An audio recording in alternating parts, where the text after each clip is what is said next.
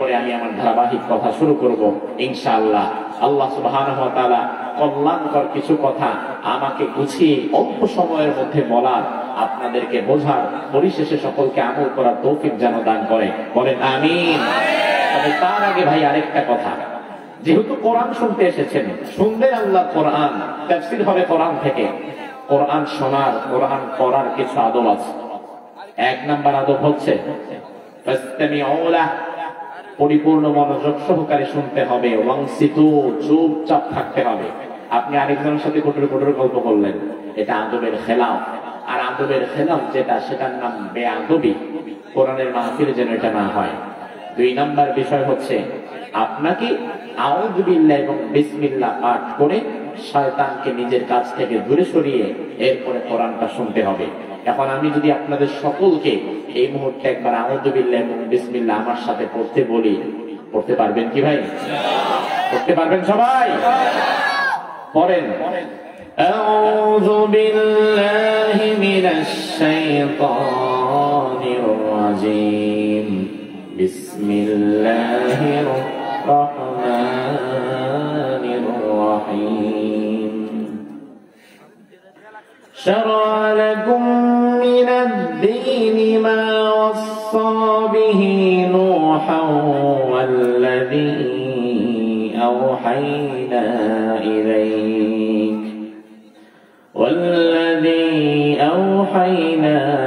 إليك وما وصينا به إبراهيم وموسى وعيسى أن أقيموا الدين ولا تتفرقوا فيه كبر على المشركين ما تدعوهم إليه الله يجتبي إليه من يشاء ويهدي إليه من ينيب।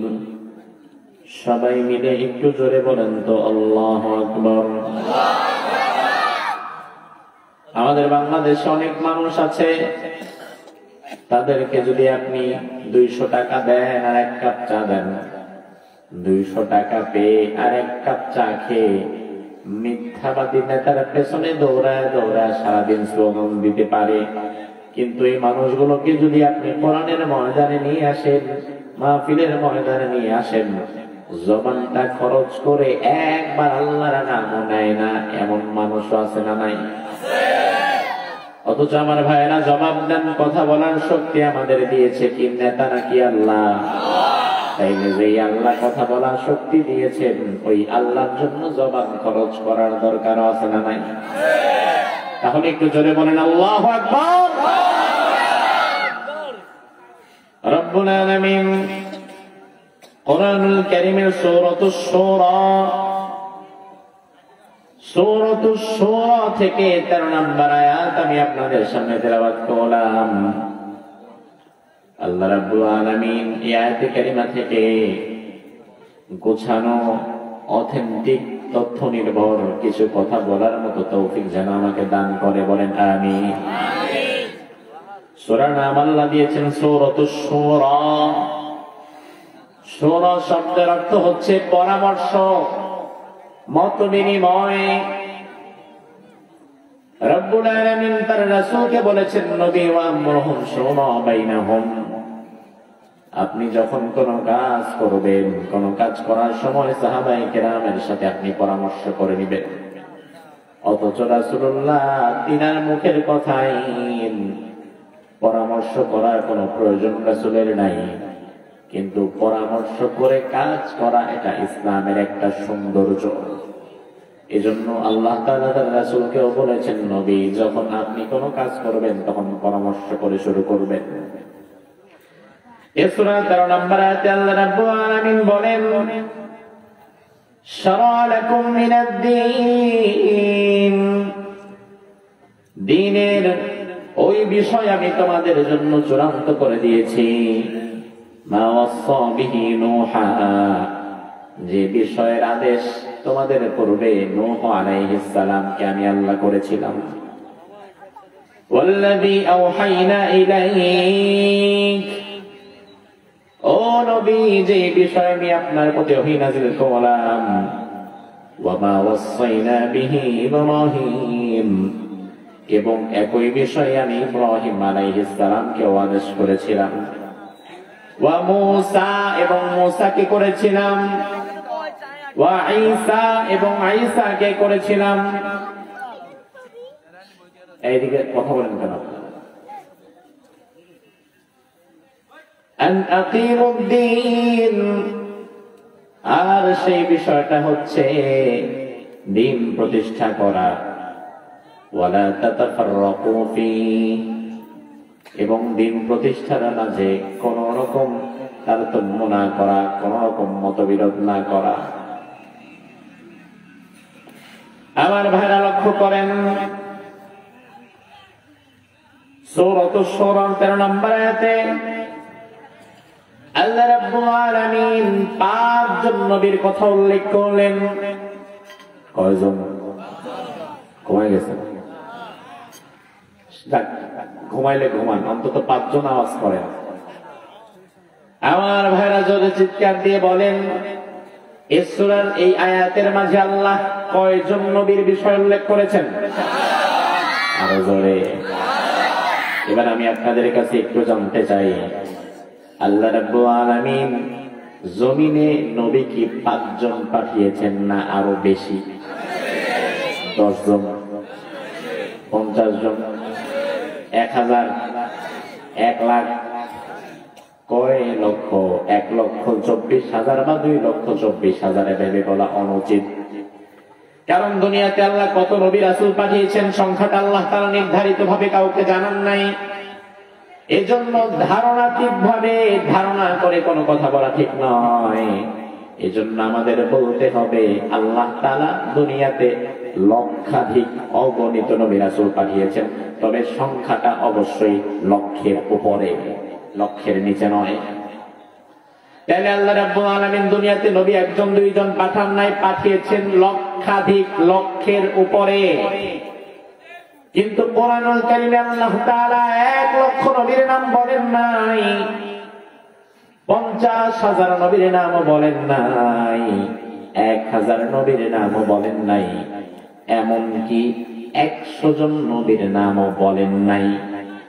আমার ভাইয়েরা, আপনাদের কাছে যদি আমি জানতে চাই, যদি জানা থাকে জবাব দিবেন, না জানা থাকলে দাবি নাই। এই যে 30 পারা কোরআন দেখছেন আমার হাতে, যদি জানা থাকে উত্তর দেন। এই 30 পারা কোরআনে আল্লাহ মোট কয়জন নবীর নাম বলেছেন? মাশাআল্লাহ, কয়জন? 25 জন। আপনার মাথায় কি কোনোদিন এই প্রশ্ন আসে নাই, কি ব্যাপার? দুনিয়াতে আল্লাহ তাআলা লক্ষ লক্ষ নবী রাসূল পাঠিয়েছেন, অথচ লক্ষ লক্ষ নবী রাসূলের নাম আল্লাহ বলেন নাই, বলেছেন মাত্র 25 জনের নাম। আবার আল্লাহ রাব্বুল আলামিন 25 জনের নাম বলেছেন, কিন্তু কোরআনুল কারীমে 25 জনের ব্যাপারে বিস্তারিত আলোচনা আল্লাহ করেন নাই। কিছু কিছু নবী আছে যাদের ব্যাপারে আলোচনা খুবই সংক্ষিপ্ত, প্রায় নাই বললেই চলে। ইলিয়াস, ইদরিস, খুব সংক্ষিপ্ত আলোচনা। আর বিস্তারিত আলোচনা অল্প কিছু নবীর, মূসা, ইব্রাহিম, ইউসুফ, এমন 2-3 জনের বিস্তারিত আলোচনা। তবে আল্লাহ রাব্বুল আলামিন নবী পাঠালেন লক্ষের উপরে, কোরআনে নাম দিলেন 25 জনের, কিন্তু এই সূরার মাঝে 25 জন নবীর নাম নাই। 25 জন নবীর কথা এই সূরায় আল্লাহ বলেন নাই, বরং আল্লাহ তাআলা এই সূরার মাঝে চমৎকার একটা বিষয়কে ঢেলে সাজিয়েছেন। আল্লাহ তাআলা এই সূরার মাঝে মূলত 5 জন নবীর বিষয়কে উল্লেখ করেছেন। জোরে কোন কয়জন? কয়জন? এবার এই 5 জনের নাম আমি আপনাদের কাছে জিজ্ঞেস করব, একবার আমি নামগুলো বলে দেব, এরপরে মনে রাখবেন। আল্লাহ রাব্বুল আলামিন আয়াতের শুরুতে বললেন, মা ওয়াসা বিহি নূহা, 1 নাম্বার নবী নূহের নাম আল্লাহ বললেন। যেহেতু 5 জন নবীর নাম এখানে আল্লাহ বললেন, মনে রাখবেন পাঁচজন নবীর মধ্যে 1 নম্বরে আল্লাহ যার নাম বললেন তিনি নূহ। তিনি কোন নবী? কোন নবী? 2 নম্বরে আল্লাহ তাআলা রাসূলের নাম নেন নাই, কিন্তু রাসূলকে অ্যাড্রেস করেছেন। আওহাইনা ইলাইক, আমি আপনার প্রতি ওহী করেছি, আপনি মানে মুহাম্মদ সাল্লাল্লাহু। তাহলে 1 নাম্বার পেলাম নূহ, 2 নাম্বার মুহাম্মদ সাল্লাল্লাহু, 3 নাম্বার ইব্রাহিম, 3 নাম্বার কে? 4 নাম্বার মূসা, 4 নাম্বার কে? 5 নাম্বার ঈসা, 5 নাম্বার কে? আমার ভাইরা 5টা নামই মনে রাখবেন এবং সিরিয়ালটাও মনে রাখেন। আল্লাহ রাব্বুল আলামিন এতে 5 জন নবীর কথা উল্লেখ করলেন। 1 number Nuh, 2 number Muhammad, 3 number Ibrahim, 4 number Musa, 5 number Isa. কয়জন? কয়জন? একজন বান্দারও কি অন্তত 5টা নাম মুখস্থ হয়েছে? বলতে পারবেন? শুরু করেন। 1 নাম্বার, 1 নাম্বার, 2 নাম্বার, মাশাআল্লাহ, 3 নাম্বার, আরে খাইছে রে, 4 নাম্বার নাকি ঈসা? আসলে 5 নাম্বার। মেধা শক্তি তো মাশাআল্লাহ দারুণ। আমার সামনে না হয় কোরআন আছে, তাও আমার একটু সন্দেহ লাগার পর আমি দেখে নিলাম যে আসলে 4 নাম্বারে কার নামটা বলছে। আর মাশাআল্লাহ লুধিয়ানার মানুষ মুরব্বী পর্যন্ত দেখে 1 নাম্বার, 2 নাম্বার, 3 নাম্বার করে বলতে পারতেছে। আল্লাহ তাআলা আপনাদের এই মেধা শক্তিকে আরো বাড়িয়ে দিক, বলেন আমিন। আমার ভাইরা 5 জন নবীর নাম আল্লাহ বললেন। এই 5 জন নবীর নাম এবার আল্লাহ বললেন, ও নবীরা, আপনাদেরকে আমি আল্লাহ তাআলা একটা আদেশ করেছিলাম, ওই আদেশটা হচ্ছে আন আকিমুদ্দিন। প্রত্যেক নবীকে আল্লাহ তাআলা আদেশ করেছিলেন আকিমু মানে কায়েম করা, প্রতিষ্ঠা করা, আর দিন মানে হচ্ছে ধর্ম। যে নবীর সময় যে ধর্ম ছিল, যে বিধিমালা ছিল, ওই নবীকে শরিয়াতের সেই বিধিমালা প্রতিষ্ঠা করা আল্লাহ কর্তৃক ফরজ ছিল। দিন কায়েমের বিষয়ে আল্লাহ তাআলা 5 জন নবীকে সরাসরি আদেশ করেছিলেন। এবার আপনার মাঝে প্রশ্ন হতে পারে, হুজুর, আল্লাহ তাআলা নবী যদি লক্ষ লক্ষ পাঠায়, তাইলে দিন কায়েম করা ফরজ মাত্র 5 জনের বিষয়ে বললেন কেন? বাকি লক্ষ লক্ষ নবী রাসূলের উপরে কি দিন কায়েম ফরজ ছিল না? যদি থাকে আল্লাহ বলল না কেন? আল্লাহ তো নবী রাসূল পাঠিয়েছেন লক্ষ লক্ষ, কিন্তু এই আয়াত আমাদেরকে জানাচ্ছেন দিন কায়েমের বিষয়ে আল্লাহ আদেশ করেছেন 5 জনকে। বাকিরা কোথায় গেল? আমার ভাইয়েরা লক্ষ্য করে তাকালে দেখবেন বাকিদের কথাও এই আয়াতের মাঝে আল্লাহ তাআলা ইনডাইরেক্টলি তুলে দিয়েছেন। আমার ভাইয়েরা লক্ষ্য করেন, আল্লাহ রাব্বুল আলামিন শরিয়াতের বিধিমালা কিন্তু শুরু করেছেন।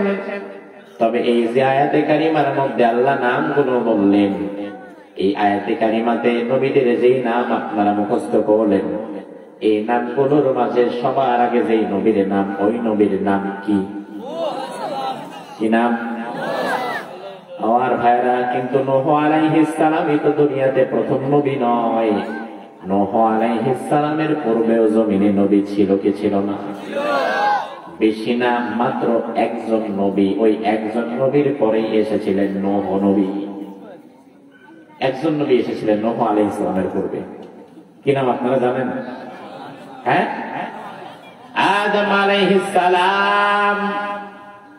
তবে আমার ভাইয়ের আল্লাহ তাআলা আয়াতের মধ্যে আদম আলাইহিস সালামের নাম তুলেন নাই। আল্লাহ বলেন নাই যে আমি আমার আদম আলাইহিস সালামকে শরীয়ত দিলাম, দিন প্রতিষ্ঠা করতে পারলাম, দিন প্রতিষ্ঠা করতে বললাম, জমিনে আমার দিন কায়েম করতে বললাম। এই কথা আল্লাহ বলেন নাই। তাহলে আদম নবী বাদ করলো কেন?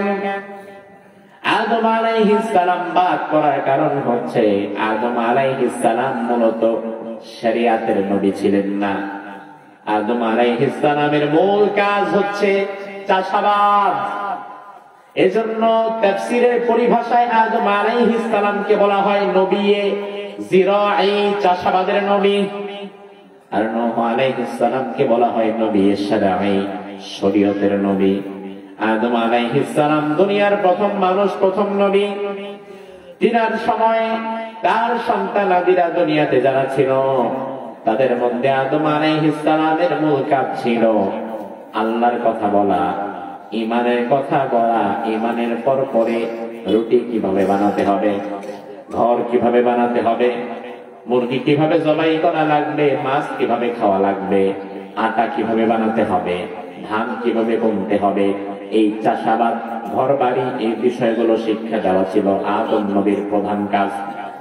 কারণ দুনিয়াতে মানুষ প্রথম এসেছে, ঘর কিভাবে বানাতে হয় সে জানে না, সাঁতার কিভাবে কাটতে হয় সে জানে না, মাছ ধরে কিভাবে খেতে হয়, মুরগি কিভাবে খেতে হয়, কোন পশু কোন ভাবে হালাল হয়, এই বিষয়গুলো মানুষ জানেই না।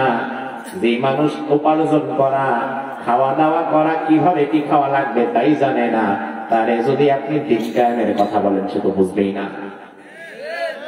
এজন্য আদম আলাইহিস সালাম তার সময় যারা ছিল তাদের উপরে দিন কায়েম ফরজ ছিল না, কারণ দিন তো বুঝেই না, আগে তো বোঝা তো লাগবে। এজন্য আদম আলাইহিস সালামকে বলা হয় নবী জিরাঈ, চাষাবাদের নবী। তিনার মূল কাজ ছিল জমিনে মানুষকে ঈমান আনার পরে চাষাবাদ শেখানো, বসবাস কিভাবে করতে হবে, কিভাবে সভ্য হতে হবে, কিভাবে বাথরুম করতে হবে, বাথরুমের পরে কিভাবে পরিষ্কার হতে হবে, এই বিষয়গুলো শেখানোই ছিল তার মূল কাজ।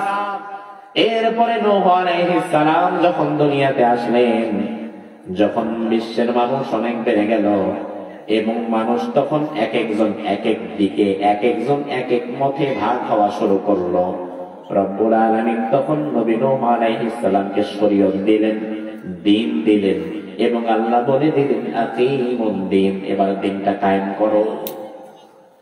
তার মানে আমার ভাইরা, মানুষের মধ্যে যখন মতভেদ তৈরি হয়েছে তখনই আল্লাহ দ্বীন কায়েমের বিষয়ে নবীদেরকে গুরুত্ব দিয়েছেন, আদেশ করেছেন।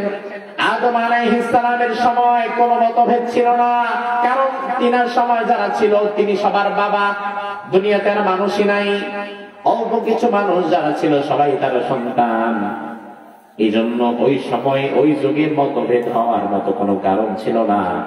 কিন্তু নূহ আলাইহিস সালামের সময় যখন মানুষজন নানান মতে নানান পথে হাঁটা শুরু করেছে, আল্লাহ তাআলা তখন নবী নূহকে বললেন, নূহ এবার দুনিয়ার মানুষজন শয়তানের ধোঁকায় পড়ে এক একজন এক এক দিকে এক এক মতে এক এক পথে হাঁটা শুরু করেছে, এবার তোমার কাজ হচ্ছে সব মতবাদকে মাটির নিচে পুঁতে দিয়ে আল্লাহর জমিনে আমি আল্লাহর দ্বীনকে কায়েম করে দাও। আমার ভাইরা লক্ষ্য করেন, আজ 2025 সালের 1 জানুয়ারি, 2025 সালের 1 তারিখ আজকে। আমি আজ আপনাদের কাছে একটা বিষয় জানতে চাই, বর্তমান পৃথিবীতে মতভেদ, মত পার্থক্য আছে না নাই? পৃথিবীর খবর আমরা জানি না, তবে বাংলাদেশের কথাই যদি ধরেন, বাংলাদেশের 18 কোটি 20 কোটি মানুষের মধ্যে মতভেদ, মত পার্থক্য আছে না নাই? কেউ গণতন্ত্রে বিশ্বাসী, কেউ সমাজতন্ত্রে বিশ্বাসী, কেউ খিলাফতে বিশ্বাসী, কেউ নানান তরিকায় বিশ্বাসী, কেউ বিশ্বাসী মাযহাবকে আঁকড়ে ধরার মধ্যে, কেউ বিশ্বাসী মাযহাবী হওয়ার মধ্যে, কেউ বিশ্বাসী পীরের কাছে যাওয়ার মধ্যে, কেউ বিশ্বাসী পীর ছাড়ার মধ্যে। নানান তরিকার নানান মতের মানুষ আছে না নাই? ভালো করে বুঝবেন, আজকের জমিনেও যদি কোনো মতভেদ না থাকতো, সবাই যদি এক মতের মানুষ হতো, তাইলে জমিনের দ্বীন কায়েমের প্রয়োজনীয়তা হতো না। কিন্তু যেহেতু জমিনে মতভেদ বেড়ে গেছে, মত পার্থক্য বেড়ে গেছে, কেউ মনে করে শান্তি আসবে সমাজতন্ত্রের মাধ্যমে, কেউ মনে করে শান্তি আসবে গণতন্ত্রের মাধ্যমে, কেউ মনে করে শান্তি আসবে পুঁজিবাদের মাধ্যমে, কেউ মনে করে শান্তি আসবে আমেরিকাকে অনুসরণ করার মাধ্যমে, আবার কেউ মনে করে শান্তি আসবে দিল্লিকে অনুসরণ করার মাধ্যমে। এখন মতভেদ যেহেতু আমাদের মধ্যে বেড়ে গেছে, এখন শান্তি যে কোন পথে আসবে সেটা জানার জন্য জমিনে আমাদের দ্বীন কায়েমের দরকার আছে না নাই? কারণ যে সময় কোন মতভেদ ছিল না, আল্লাহ তখন শরীয়তের বিধানও দেন নাই, দ্বীন কায়েম করতেও বলেন নাই আদম নবীর সময়। কিন্তু নূহ আলাইহিস সালামের সময় যেহেতু মতভেদ তৈরি হয়েছিল, আল্লাহ তাআলা তখন দ্বীন কায়েমের বিষয়ে নবীদেরকে প্রথম ওসিয়ত করলেন। এবার আমি আপনাকে পূর্বের পয়েন্টটা একটু মনে করায় দেই। আল্লাহ তাআলা নবী পাঠালেন লক্ষ লক্ষ, কিন্তু এই আয়াতে মাত্র 5 জনের কথা বললেন। এই 5 জনের জন্য দিন কায়েম আমি অপরিহার্য করেছিলাম, তাইলে বাকি নবীরা গেল কই? আমার ভাইরা লক্ষ্য করেন, আল্লাহ রাব্বুল আলামিন উক্ত আয়াতে নূহ আলাইহিস সালাম থেকে শুরু করলেন একেবারে মুহাম্মদুর রাসূলুল্লাহ পর্যন্ত নবী, ওই নবী নিয়ে শেষ করলেন। তাহলে আদম নবীর পরে নবী নূহ, আর দুনিয়ার শেষ নবী মুহাম্মদ। নূহ আলাইহিস সালাম আর মুহাম্মদ সাল্লাল্লাহু আলাইহি ওয়াসাল্লাম, এই 2 নবীর কথা বলেই আল্লাহ বোঝালেন। তার মানে বাকি লক্ষ লক্ষ নবী যারা, তারা তো এই 2 নবীর মাঝখানেই এসেছে। এই প্রধান 2 নবীর 2 দিকে যেই কাজ ছিল, বাকি লক্ষ লক্ষ নবীর কাজও একই ছিল। হয়তো নাম আল্লাহ বলেন নাই, কারণ আল্লাহ যদি 1 লাখ নবীর নাম বলতে যায়, তাহলে 30 পারা কোরআন তো খালি নবীর নাম দিয়ে শেষ হয়ে যাবে। এজন্য নাম আল্লাহ বলেন নাই, শুরুর নবীর নাম আল্লাহ বললেন, শেষের নবীর নাম আল্লাহ বললেন, বাকি নবীর নাম গুলো আল্লাহ বলেন নাই। এবার আমার ভাইরা লক্ষ্য করেন, 5 জন নবীর নাম আল্লাহ বললেন। 5 জন নবীর নাম আল্লাহ বললেন আন আকিমুদ্দিন। এই 5 জন নবীর প্রধান কাজ ছিল জমিনে আমার দিন কায়েম করা। আমার ভাইরা জবাব দিবেন, জমিন কার? আপনার বাপের? কথা বলেন। আমার বাবার? কোন রাজনৈতিক দলের? কোন নেতার? জামাতের আমিরের? কথা বলেন। জামাতের আমিরের জমিন? খেলাফতের আমিরের? বিএনপির চেয়ারপারসনের? আওয়ামী লীগের নেত্রীর? তাহলে জমিন কার? ওটা দুনিয়ার জমিন কার? তাহলে জমিন যদি আল্লাহর হয়, এই জমিনে আইন ও বিধান চলা দরকার কার? জমিন যদি আপনার হয়, জমিনে আপনার বিধান চলুক, সমস্যা নাই। জমিন যদি আমার হয়, জমিনে আমার বিধান চলুক, সমস্যা নাই। কিন্তু জমিন যদি হয় আল্লাহর, তাহলে যুক্তি তো বলে জমিনে বিধানও চলা দরকার আল্লাহর। তার কারণ হচ্ছে আমার ঘর, আমার বাড়ি, আমার বউ, আমার স্ত্রী, আমার ছেলে, আমার মেয়ে, আমার স্ত্রী, আমার ছেলে মেয়েরা আমার কথা মানতে বাধ্য, আপনার না। আবার আপনার ঘরে আপনার স্ত্রী, আপনার ছেলে মেয়েরা আপনার কথা মানতে বাধ্য, আমার না। আমার ঘর যেহেতু আমার আইন চলতে বাধ্য, আপনার ঘরে যেমন আপনার আইনও চলতে বাধ্য, একই ভাবে জমিন যেহেতু আল্লাহর, আল্লাহর জমিনে আল্লাহর আইন চলতেও তো বাধ্য। আপনার ঘরের মধ্যে যদি কি আমি আইন করি, আপনার বউকে যদি আমি বলি এবার বউ আপনার, ঘর আপনার, বাড়ি আপনার, এবার আমি আপনার বউরে গিয়ে বললাম সকাল 7টার মধ্যে ঘুম থেকে উঠবা, 8টার মধ্যে রান্না বান্না করবা, 9টার মধ্যে কাপড় ধুইবা। এই আইন না মানবে আপনার বউ, না মানবেন আপনি, না মানবেন আপনার ছেলে, না মানবে আপনার মেয়ে। বরং পরের বউর কাছে গিয়া কেউ যদি নিজের আইন চাপায় দিতে চায়, তাইলে ওই বেটার ওইখানে থাপ্পড় খাওয়ার সুযোগ আছে না? বউ তো আমার, ঘর তো আমার, বেটা তুই আইন দেশ কেন? আমার বউ যদি দরকার হয় 10টায় ঘুম থেকে উঠবে, আমি চাইলে তুমি কে? আরেকজনের বউয়ের উপরে আইন চালাতে গেলে যেমন থাপ্পড় খায় বাহিরে বের হওয়া লাগবে, আল্লাহর জমিনে আল্লাহর আইনকে বাদ দিয়া নিজের বাপের আইন চালাতে গেলেও আল্লাহর মাইন খাওয়া লাগবে। আরেকবার জবাব দেন, জমিন কার? একমাত্র আল্লাহর। তাইলে আল্লাহ বললেন আন আকিমুদ্দিন, আমার জমিনে তোমরা আমার দিন কায়েম করবা। আল্লাহর এই কথার সাথে আপনারা না, আপনি আল্লাহর এই কথার সাথে ব্যক্তিগতভাবে আপনি কি একমত? দ্বিমত যদি হন, তাহলে আল্লাহর রাস্তে উঠে যান। আপনার জন্য আজকের ওয়াজ না। কারণ যারা আকীদা পরিশুদ্ধ নাই, যার ইমানে ভেজাল, তার জন্য আর ওয়াজ কি দরকার? তার তো আগে ঈমান আনতে হবে। এজন্য আপনি যদি মনে করেন জমিন আল্লাহর, আল্লাহর বিধান কায়েম করা লাগবে, আমি এই বিষয়ে একমত, তাহলে বাকি কথাগুলো আপনি শুনে যান। আমার ভাইরা লক্ষ্য করেন, আল্লাহ বললেন আন্নাতিমুদ্দিন, জমিন যেহেতু আমার, এই জমিনে বিধানও চলবে আমার। তবে আমার বিধান জমিনে চলা নিয়ে ওয়ালা তাতাফাররাকু ফি, খবরদার খবরদার, তোমরা কোনোদিন মতভেদ করো না। কারণ আল্লাহ ভালো করেই জানে দুনিয়ার মানুষের মধ্যে মতভেদ মত পার্থক্য আছে না নাই? বাংলাদেশিদের মধ্যে বেশি না আরো কম? খালি বেশি। মানুষ যদি হয় 20 জন, মতভেদ থাকে সেখানে 25টা। কারণ একই ব্যক্তির 2টা-3টা করে থাকে, আছে না নাই?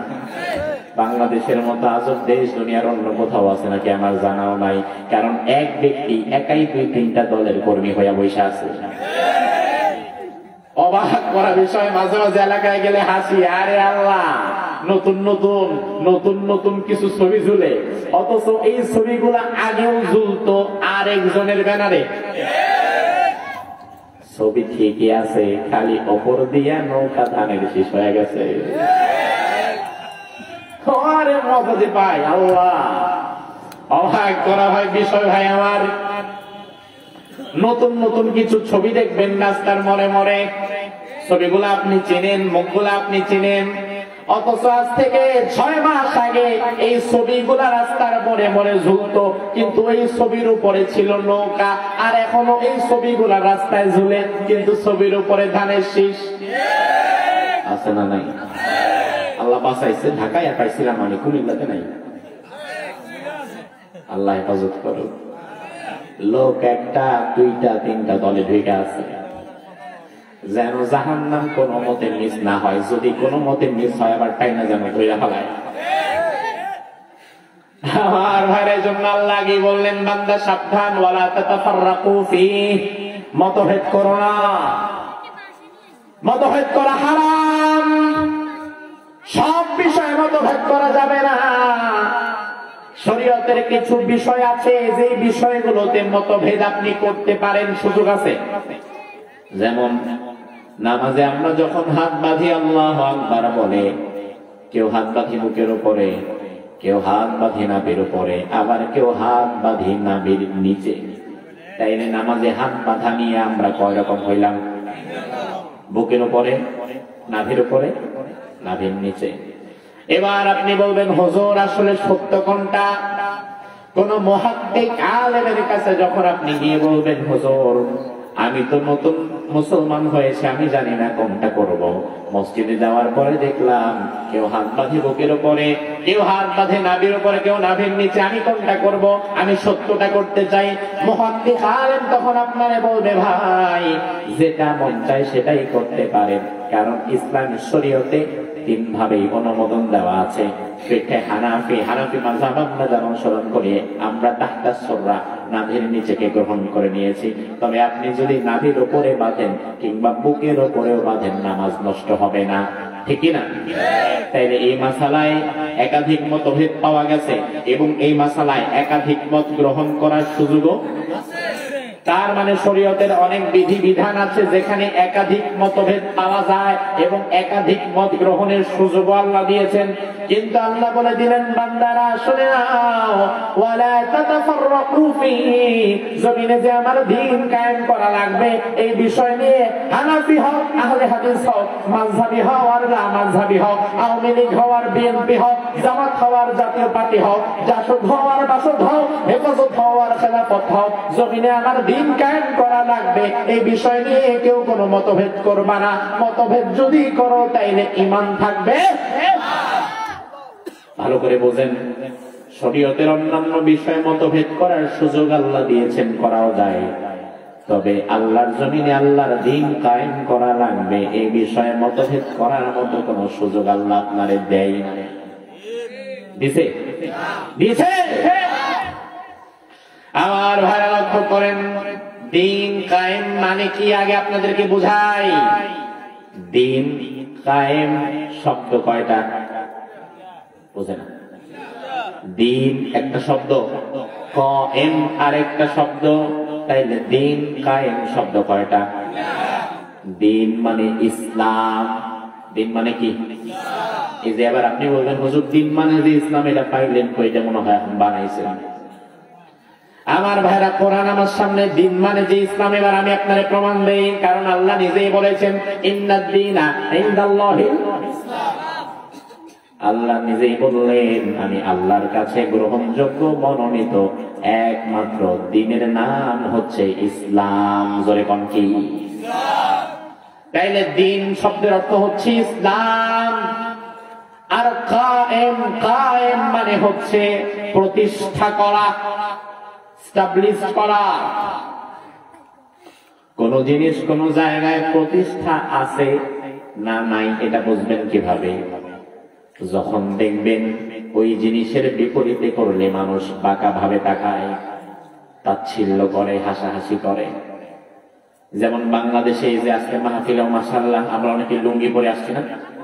কথা হয় না? লুঙ্গি আছে না? লুঙ্গি পরে এসেছেন।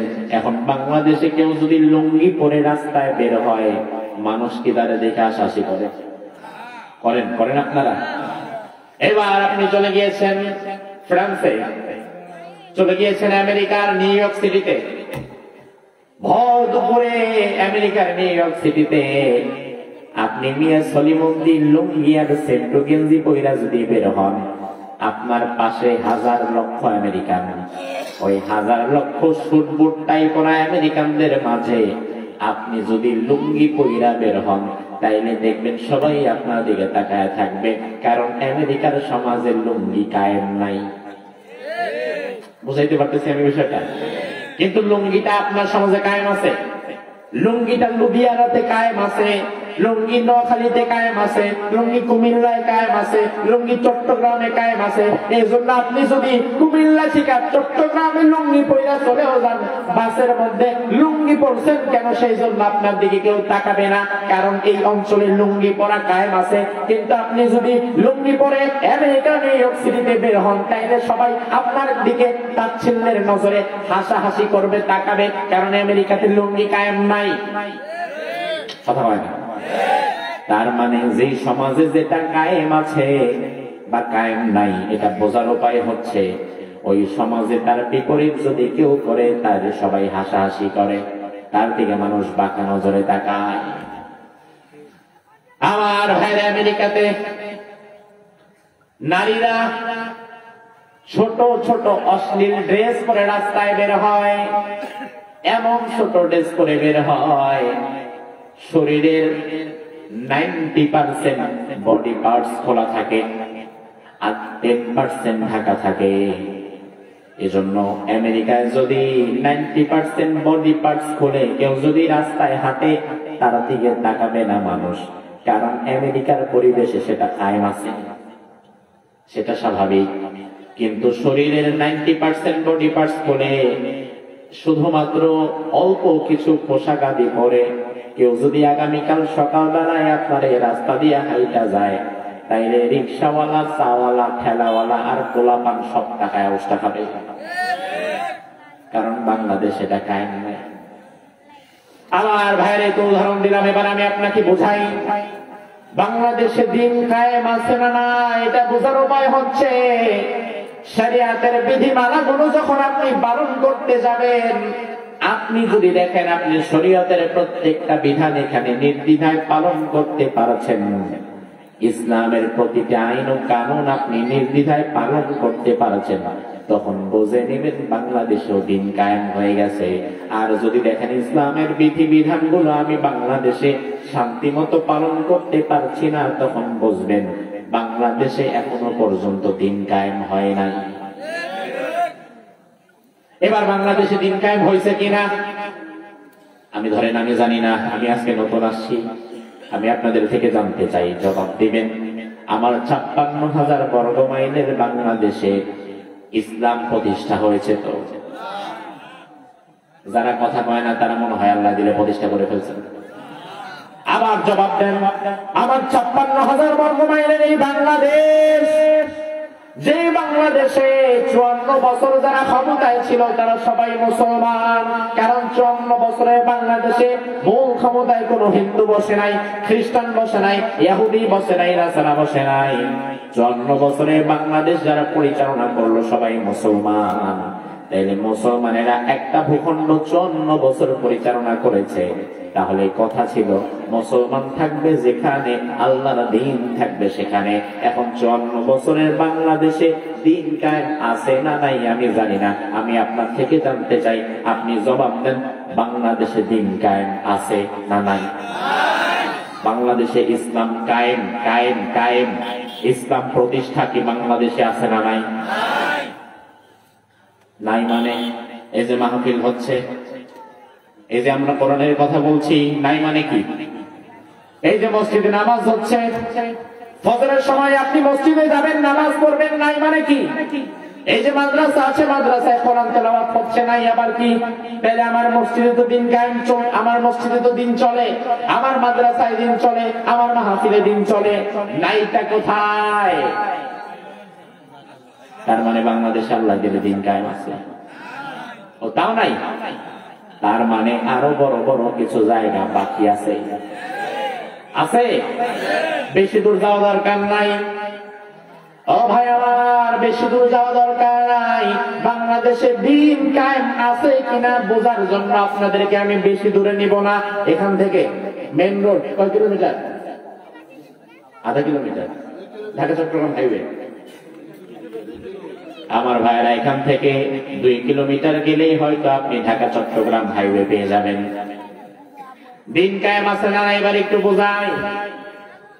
ইসলামের বিধান হচ্ছে আমরা যখন পথ চলবো, পথ অতিক্রম করবো, ইসলামের বিধান হচ্ছে তুমি যখন পথ চলবা, পথ দিয়ে হাঁটবা, পথ দিয়ে যাওয়া আসা করবা, তোমার আমার যাওয়া আসার দিকটা থাকতে হবে ডান দিক না বাম দিক?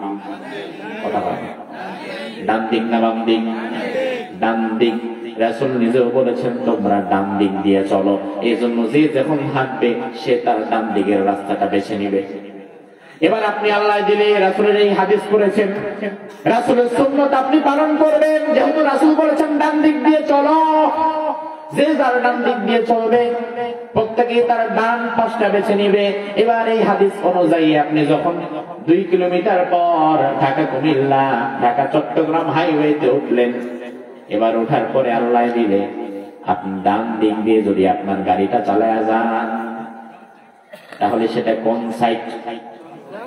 কোন সাইড? যদি ট্রাফিক পুলিশ আপনারে দেখে তাইলে সুমা দিবে না মামলা দিবে? অথচ আপনি তো সুন্নাত পালন করতে আসবেন, দরকার ছিল আপনার কপালে একটা সুমা দেওয়া। এবার ট্রাফিক পুলিশ আপনারা ধরে, বেড়া মোটরসাইকেল নিয়ে উঠলি, রং সাইডে কেন, ডান দিকে কেন আসছো? ডান দিকটা বলবে না, বলবে রং সাইড। কোন সাইড? কোন সাইড? রং সাইড মানে কি? রং মানে কি? রং, রং মানে ভুল। আপনি একবার চিন্তা করেন, আপনার রাসূলের সুন্নাত যেটা মানুষের তৈরি করা আইন, ওটারে বানায় দিছে ভুল। তার মানে কেমন যেন আমার রাসূলের কথাটারে তারা ডাইরেক্ট ভুল বলতেছে। আমার রাসূল বলেছেন ডান দিক দিয়ে হাঁটো, আর তোমার দেশের আইন বলে ডান দিক দিয়ে যারা যায় তারা ভুল করে, তারা ভুল সাইডে যায়। ও মিয়া ভাই, ভালো করে বুঝে নাও, দুনিয়াতে রাসূলের কথারে কেউ যদি ভুল বলে, ইচ্ছায় বলুক কারণ ইচ্ছায় বলুক, পরিমাণ কি থাকে নাকি? ইমান থাকে? অসম্ভব। রাসূলের কথারে ভুল বলা তো দূরের কথা, রাসূলের কথার বিরুদ্ধে গেলে এতে ইমান থাকে না। সেখানে সরাসরি রাসূলের কথাকে ভুল প্রমাণিত করা হচ্ছে। তার মানে আমার ভাইরা দেখেন, দিন কায়েম যদি হতো, বাংলাদেশে আপনি ডান দিক দিয়ে চলতে পারতেন, বাংলাদেশের রাস্তাগুলো সেইভাবে হতো, বাংলাদেশের গাড়ির ধরনগুলো সেইভাবে হতো। কিন্তু বাংলাদেশে দিন কায়েম না থাকার কারণে বাংলাদেশে আপনি রাসূলের সুন্নাত পালন করতে গিয়ে পদে পদে পদে পদে বাধাগ্রস্ত হবেন। আপনি কোথাও পরিপূর্ণ কোরআন এবং সুন্নাহ অনুযায়ী থাকতে পারবেন না। আপনি বলবেন হুজুর অন্তত মসজিদে তো আল্লাহ দিলে পারবো। আমি বলবো ভাই মসজিদেও পারবা না।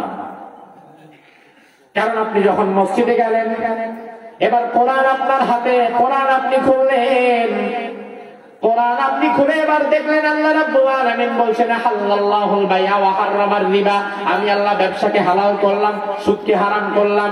এরপরে আল্লাহ আরেক আয়াতে বলছেন ফাইল্লাম তাফআলু ফাযানু বিহারবিন মিনাল্লাহি ওয়া রাসূলি, তোমরা সুদ ছেড়ে দাও, আর যদি কেউ সুদ না ছাড়ো আমি আল্লাহর জন্য যুদ্ধ করার জন্য প্রস্তুত হও, আমি আল্লাহর বিরুদ্ধে যুদ্ধ করার জন্য প্রস্তুত হও। এবার আপনি মাশাআল্লাহ কোরআন হাদিস পড়ে সুদের বিরুদ্ধে মসজিদের মিম্বার থেকে জ্বালাময়ী একটা বক্তব্য দিলেন। আপনার এই বক্তব্য শুনে উপস্থিত যে মানুষগুলো সুদ খায় না, সুদের ধারে কাছে নাই, তারা জোরে জোরে বলবে ঠিক আছে হুজুর, চালায় যান, সুবহানাল্লাহ, আলহামদুলিল্লাহ। কিন্তু একটু তাকালে দেখবেন মসজিদের ডান দিকে বিরাট একটা জায়নামাজ নিয়ে আসে সভাপতি সাহেব বসে আছে। এই সভাপতি সাহেব নিজে সুদের হেডমাস্টার। এবার একটু বাম দিকে তাকালে দেখবেন আল্লাহ দিলে বাম দিকে জায়নামাজ নিয়ে লাল দাড়িওয়ালা যেই কোষাধ্যক্ষ কেশিয়ার বসে আছে, উনি নিজে সুদী ব্যাংকের অফিসার। তাইলে সভাপতি পাইলেন সুদের হেডমাস্টার, আর কেশিয়ার পাইলেন সুদের অফিসার। এবার আপনি যখন জুমার দিন সুদের বিরুদ্ধে জ্বালাময় বক্তব্য দিয়া জুমার নামাজ পড়ায় নামলেন, নামার পরে আস্তে আস্তে কানে কানে আপনারে বলবে আল্লাহ দিনে আপনি এখন এখান থেকে আউট হন। না, বাংলাদেশে এমন দৃশ্য নাই। বাংলাদেশে সুদের বিরুদ্ধে, ঘুষের বিরুদ্ধে, অপরাধের বিরুদ্ধে কথা বলে চাকরি হারিয়েছে এমন ইমাম আছে না নয়?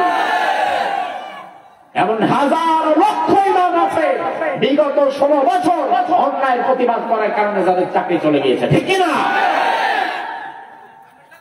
তাইলে আপনি, হ্যাঁ, এই যে একজন বলল আপনার তা তো চলে গেছে, আসলে ভাই আমার বিষয়টা, আমার চাকরিটা চলে যায় নাই, 2022 সালের ঘটনার মতো ছিল এটা। যেহেতু বেটা প্রশ্ন করেই ফেলছে, 1 মিনিট একটু বলে দিই, বলবো ভাই? শোনেন, 2022 সাল আমি যেখানে তখন জমা পড়াতাম, সেখানে কমিটির পরিবর্তন হলো। কমিটিতে স্বৈরাচারের কিছু দালালেরা ঢুকে পড়ল এবং কিছু বিষয় তারা আমাকে রেস্ট্রিক্টেড করতে চাইল। 1 নম্বর বিষয়, যেহেতু এটা মার্কেট মসজিদ, ওটা ছিল মার্কেট মসজিদ, আর ঢাকা শহরের বড় বড় যত মার্কেট, বড় বড় যত দালান কোঠা, বড় বড় যত মিড ইন্ডাস্ট্রি, সবগুলো সুদের টাকায় আর মানুষের রক্ত চষা টাকায় তৈরি হয়। অবাক হয়ে যাবেন আপনি, 5 তলা, 6 তলা, 10 তলা, 20 তলা বাড়ি যতগুলো আছে, 100 জনের বাড়ি চেক করেন, 2 জন 3 জন পাবেন কিনা যারা ব্যাংক লোন ছাড়া, সুদ ছাড়া বাড়ি করেছে। এর মধ্যে 98, আমি বলি 99% সব সুদ নিয়ে বাড়ি করছে। জানেন এটা আপনারা? সুদ ছাড়া কেউ নাই। বাংলাদেশে সুদ মুক্ত কয়জন আছে আমি দেখতে চাই। গ্রামে হোক আর শহরে হোক, সুদ, ছোট সুদ হোক আর বড় সুদ হোক, কেউ ব্যাংকের সুদে অভ্যস্ত, কেউ সমিতির সুদে অভ্যস্ত, কেউ আবার সমিতি ব্যাংক বাদ দিয়া মহল্লায় মহল্লায় কিছু সুদারও আছে, এদের থেকে সুদ নিতে অভ্যস্ত। সুদ ছাড়া বাঁচতে পারছে বাংলাদেশে 100 জনের এমন 5 জন মানুষ পাওয়া যাবে কিনা আমার জানা নাই। ওই জাতি আবার প্রশ্ন করে ডক্টর ইউনূস যে সুদখোর, তারে কিছু কর না কেন? অথচ তার 95% জাতি ঘুষ খায়, সুদ খায়। এই জাতি আবার চিন্তা করে আমার নেতা ডক্টর ইউনূস হবে কেন, আমার নেতা তো ইমাম মাহদী হওয়া দরকার।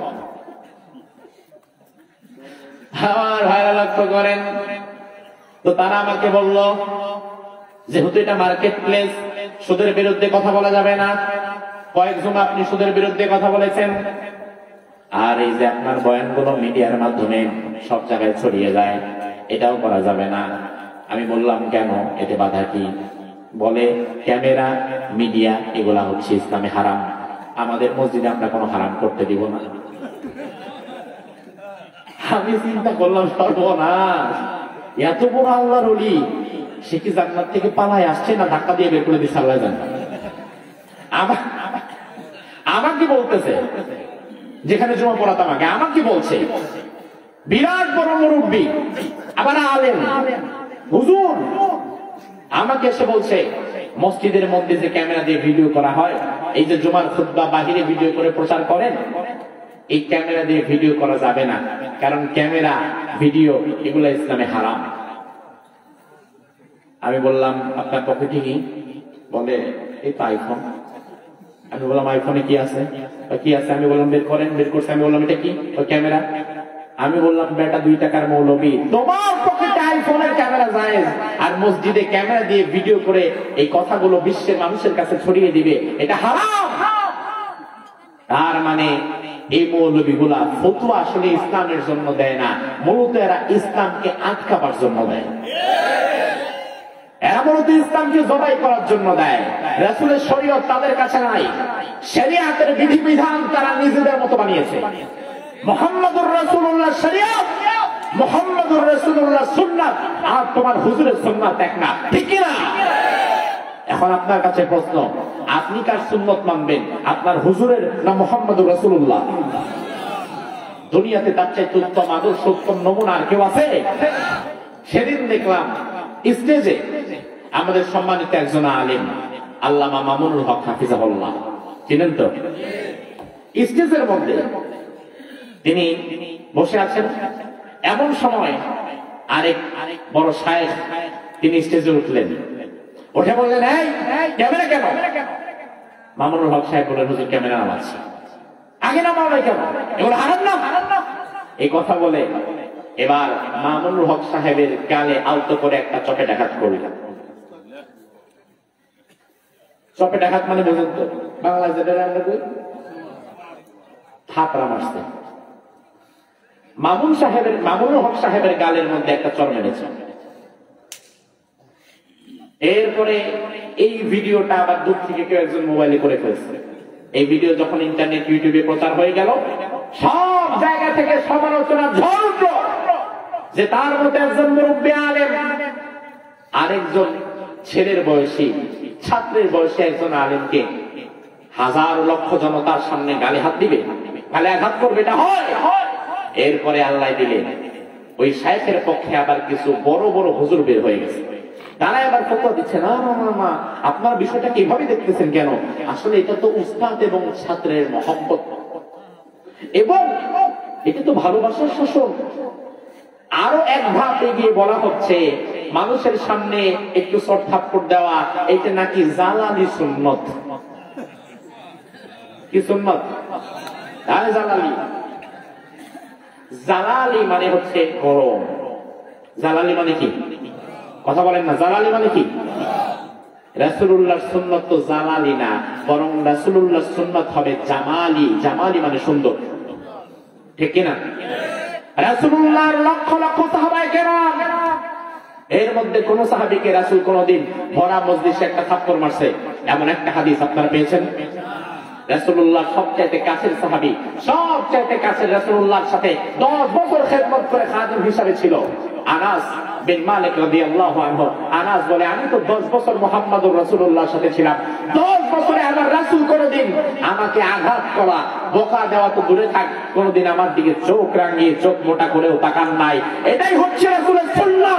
আর তোমার যে হুজুর স্টেজে হাজার মানুষের সামনে আরেকজনের গালে আঘাত করতে পারে, আল্লাহর কসম করে বলে নাই, আল্লাহর কসম বিশ্বাস করো ওটা রাসূলুল্লাহর সুন্নাত না, ওটা তোমার হুজুরের ব্যক্তিগত আক্রমণ, ঠিক না?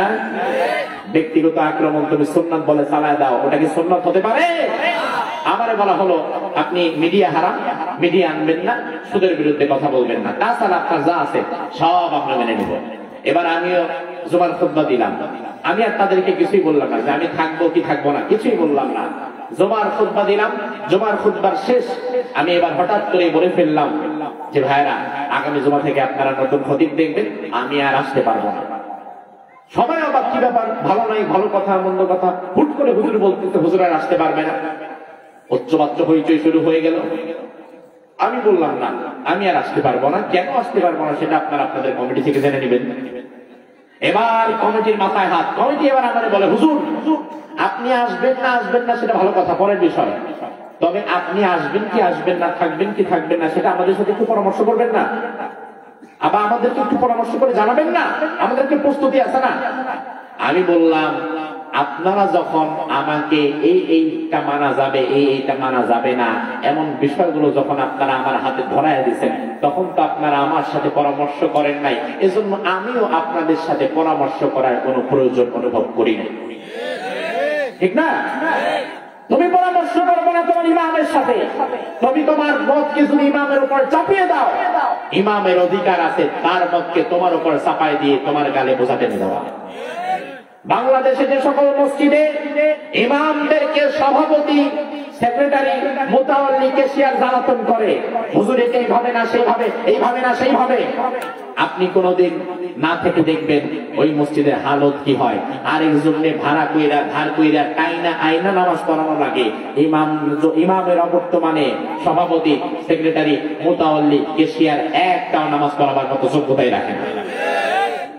ইমামের অবর্তমানে যারা নামাজ পড়াবার মতো যোগ্যতাই রাখে না, তারা ইমামের পেছনে বা ইমামকে নিয়ে কোন সমালোচনা করার কোন ক্ষমতা অধিকারও তাদের নাই। ঠিক কিনা? ছাগল জানি কোথাকার। ইমামের উপরে যদি তুমি কথা বলতে চাও তাহলে ইমামের মতো আগে যোগ্যতা অর্জন করে দেখাও। ঠিক কিনা?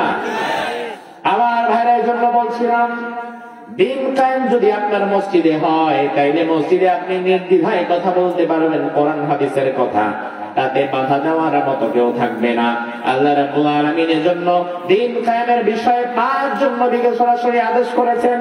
5 জন নবীর মধ্যে অন্য 4 জন নবীর কথা আজকে বলার সময় নাই। মুহাম্মদুর রাসূলুল্লাহর কথা বলেই আমরা আমাদের আলোচনা শেষ করব। 8-10টা মিনিট ভাই, 8-10টা মিনিট থাকতে পারবেন? পারবেন কি ভাই? ইনশাআল্লাহ পারবেন। আমার ভাইরা, আল্লাহর হাবিব দিন কায়েমের জন্য রাসূলুল্লাহ বেশি সময় পান নাই। আল্লাহর হাবিবের মোট জীবন ছিল মাত্র 63 বছর। যেহেতু আলোচনা করবো আর 10 মিনিট, এই 10 মিনিট আলোচনা যারা শুনবেন তাদেরকে একটু মাথা খাটাতে হবে এবং একটু গাণিতিক মারপ্যাচ এখানে আছে, একটু অঙ্কের হিসাব নিকাশ আছে। আমি আপনাদের কাছে কিছু অঙ্ক রেখে দেবো, ফটাফট উত্তর দেবেন। রাসূলুল্লাহর মোট জীবন ছিল 63 বছর। জোরে কোন কয় বছর? কয় বছর? 63 বছর রাসূলুল্লাহর মূল হায়াত। তবে 63 বছর রাসূলুল্লাহ দাওয়াতি জিন্দেগি না। কারণ একজন মানুষ মায়ের পেট থেকে হয়েই তার দাওয়াত দিতে পারে না, ভালো মন্দের কথা বলতে পারে না। বরং অপরকে ভালো মন্দের কথা বলতে গেলে আগে কোনটা ভালো কোনটা মন্দ সেটা নিজের তো বোঝাও লাগে। এজন্য ওই বুঝতে বুঝতে কিছুটা সময় তো লাগে। রাসূলের মূল হায়াত যদিও 63 বছর, কিন্তু রাসূল ভালো মন্দ দাওয়াত কিভাবে দিবেন না দিবেন সেটা বুঝতে বুঝতে রাসূলের সময় গিয়েছিল 17 বছর। জোরে কোন কত বছর? 17 বছর। কত? 17 বছর।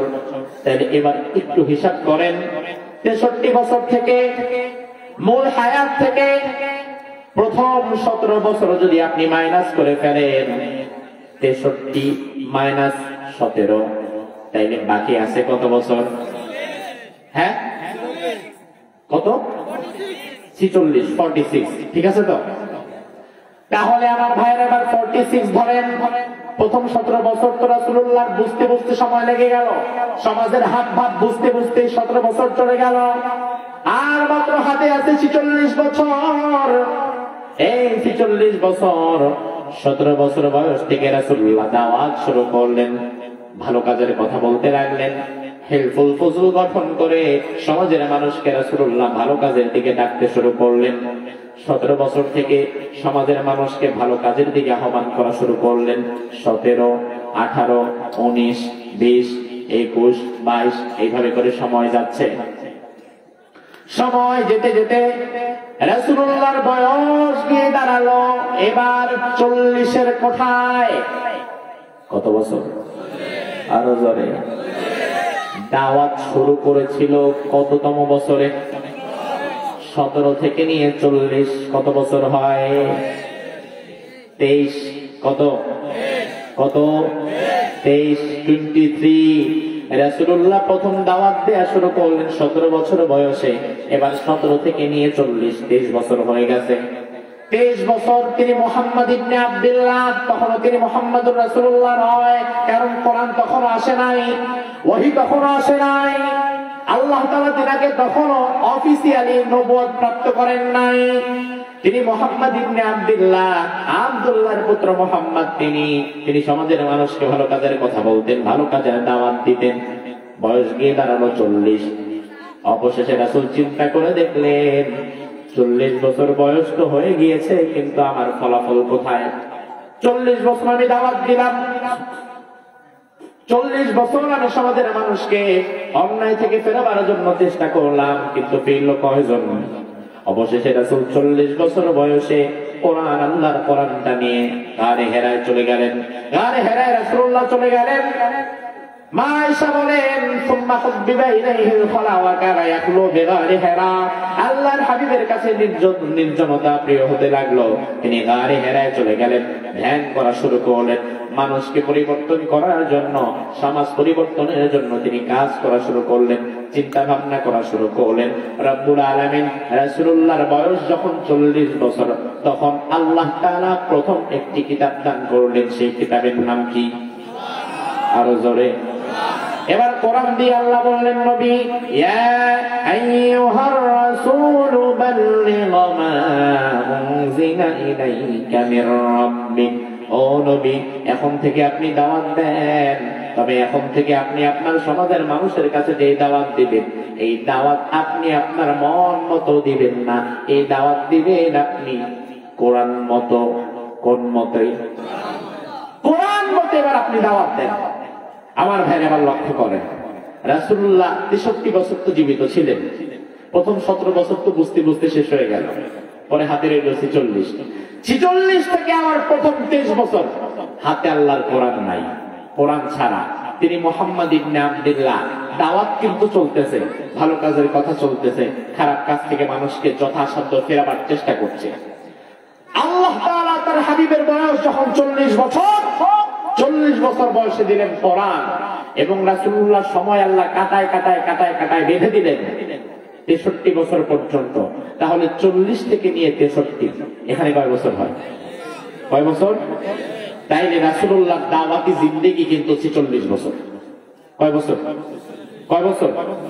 কারণ প্রথম একটা দাওয়াতি জিন্দেগি আছে, কোরআন ছাড়া দাওয়াত।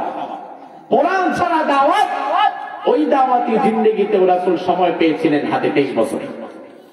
আবার কোরআন দেওয়ার পরে ওই দাওয়াতি জিন্দেগিতেও রাসূল সময় পেয়েছিলেন 23 বছর।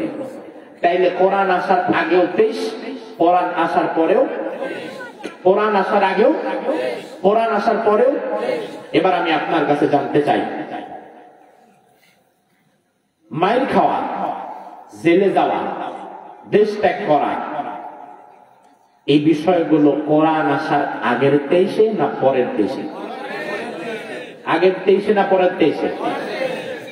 অবসরমান লক্ষ্য করেন, প্রথম 23 বছর রাসূলুল্লাহ কিন্তু সমাজের মানুষকে ভালো কথাই বললেন, ভালো দাওয়াতই দিলেন, কিন্তু মাইর নাই, হামলা নাই, মামলা নাই, বাধা নাই, জেল নাই, জুলুম নাই, আক্রমণ নাই, যুদ্ধ বিবাদ নাই। বরং রাসূল যখন প্রথম 23-এ ভালো কথা বলা শুরু করলেন, তখন মক্কার খারাপ মানুষগুলো রাসূলকে একটা উপাধি দিয়েছিল, উপাধিটা হচ্ছে আল আমিন। তারা বললো, আরে আমরা খারাপ, কিন্তু বাবাজি তুমি অনেক ভালো মানুষ।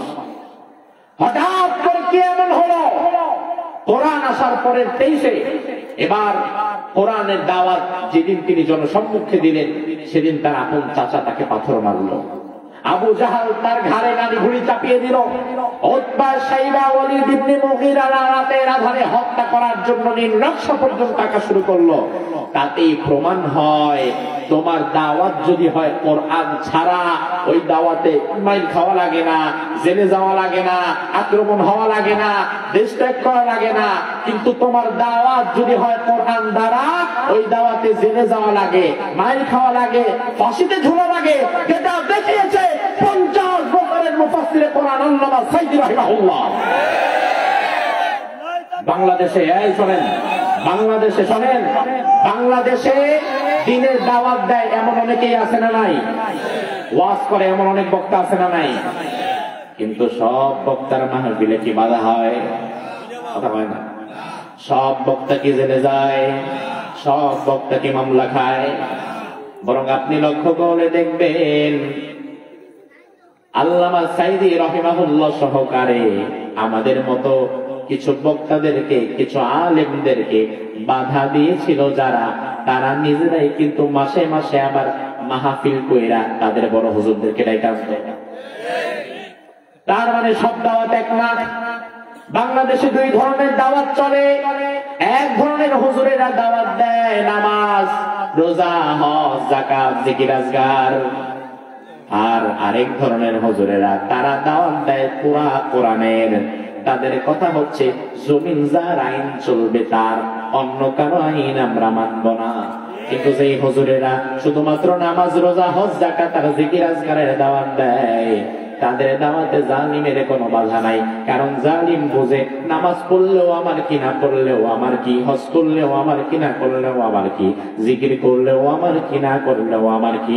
কিন্তু জালিম ভালো করেই জানে যারা আল্লাহর জমিনে আল্লাহর দ্বীন কায়েম করতে বলে তাদেরকে আটকানো লাগবে, তাদেরকে বাধা দেওয়া লাগবে, তাদের মাহফিল ভেঙে দেওয়া লাগবে, তাদেরকে জেলে দেওয়া লাগবে, তাদের বড় বড় হুজুরদেরকে ফাঁসিতে ঝোলানো লাগবে। কারণ জমিন যার আইন যদি তারই চলে, তাইলে আমার মতো টুন্ডা ফুন্ডার আইনও তো আর সমাজে চলবে না, এবং মানুষজন আমার নেতা না বানায় পরের দিন থাপড়ায় খেতা বানায় দিবে।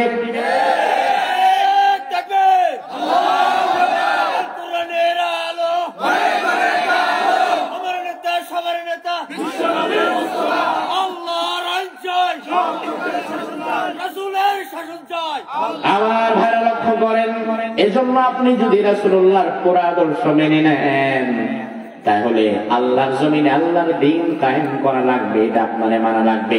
দ্বীন কায়েম মানে হচ্ছে আমার বাংলাদেশের টপ টু বটম, রান্নাঘর থেকে সংসদ ভবন পর্যন্ত বাংলাদেশের প্রতিটি ইঞ্চি জমিন চলবে নিজের মন মতো, আমেরিকার মন মতো, রাশিয়ার মন মতো, ভারতের মন মতো, আল্লাহর কোরআন মতো।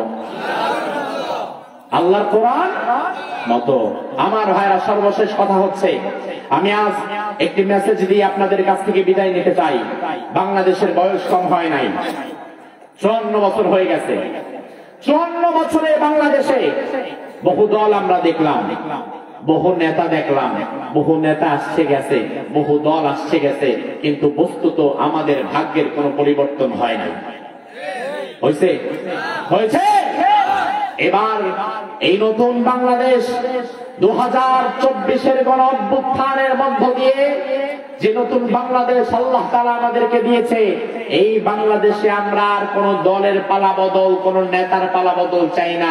এবার আমরা একটা নীতির পালাবদল চাই। সেই নীতি হবে আল্লাহর কোরআনের নীতি, সেই নীতি হবে ইসলামের নীতি। ঠিক কিনা?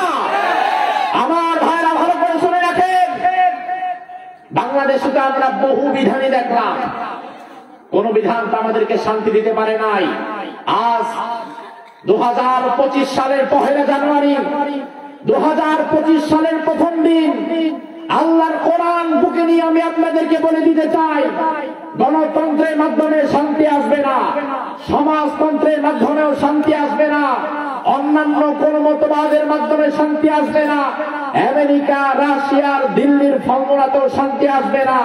শান্তি আসবে খিলাফতের মাধ্যমে, শান্তি আসবে শরিয়াতের মাধ্যমে, শান্তি আসবে ইমারতের মাধ্যমে। আল্লাহর জমিনে আল্লাহর দেওয়া বিধান কায়েম হোক, বাংলাদেশে শরিয়া প্রতিষ্ঠা হোক। এটা কি আপনি চান? এটা কি আপনি চান? সবাই কি চান? তবে চায় না এমন কিছু মানুষ আছে না নাই? আছে না নাই? কারা চায় না আমি তাদের নাম বলি, আপনারা জবাব দিবেন। বাংলাদেশে শরিয়া প্রতিষ্ঠা হোক তারাই চায় না যারা চোর। বাংলাদেশে শরিয়া প্রতিষ্ঠা হোক তারাই চায় না যারা হত্যাকারী। বাংলাদেশের শরিয়া প্রতিষ্ঠা হোক তারাই চায় না যারা ধর্ষণকারী। বাংলাদেশের শরিয়া প্রতিষ্ঠা হোক তারাই চায় না যারা মানুষের হক লঙ্ঘনকারী। ঠিক কিনা? আগামীর বাংলাদেশে কোরআন প্রতিষ্ঠা হোক, ইসলাম প্রতিষ্ঠা হোক, সর্বত্র ইসলামের আলো ছড়িয়ে যাক। দেখা